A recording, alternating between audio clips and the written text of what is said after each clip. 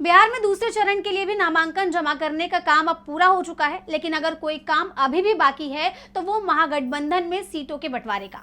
पहले फेज की 121 सीटों में से आधा दर्जन से ज्यादा सीटों पर महागठबंधन के दल ही आमने सामने दिखाई दे रहे हैं, लेकिन अभी भी उम्मीद की जा रही है कि चुनाव प्रचार के दौरान बात बन जाएगी। महागठबंधन में सीट बंटवारे की गुत्थी अभी पूरी तरह से सुलझी नहीं है।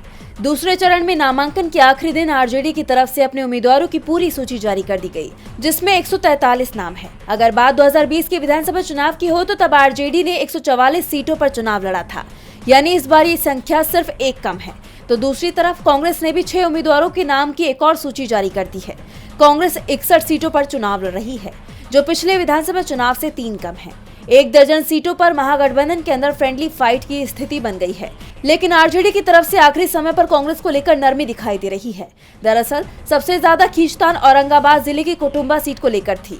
यहां से कांग्रेस अध्यक्ष राजेश राम चुनाव लड़ रहे हैं और आरजेडी ने भी यहां से उम्मीदवार उतारने का ऐलान कर दिया था, लेकिन आखिरी मौके पर आरजेडी ने अपने पैर पीछे खींच लिए।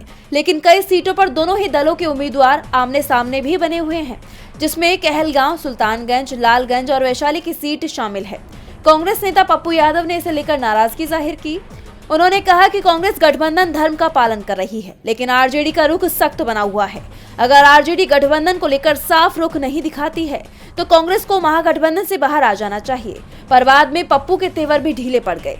महागठबंधन में अभी भी कई सीटों को लेकर बातचीत चल रही है और दावा किया जा रहा है कि 23 अक्टूबर तक स्थिति पूरी तरह से साफ हो जाएगी।